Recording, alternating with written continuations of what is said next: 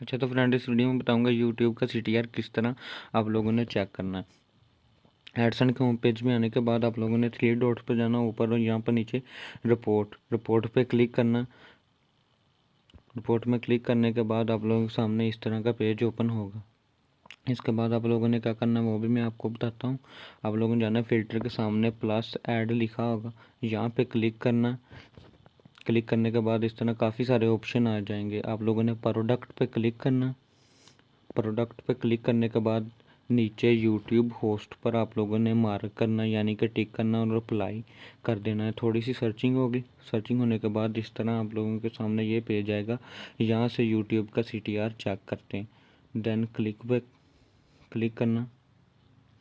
मेरा सीटीआर इस वक्त 0-0 है, तो यहाँ से यूट्यूब का सीटीआर चेक होता है। और वीडियो अच्छी लगी वीडियो को लाइक और चैनल को सब्सक्राइब ज़रूर कीजिएगा।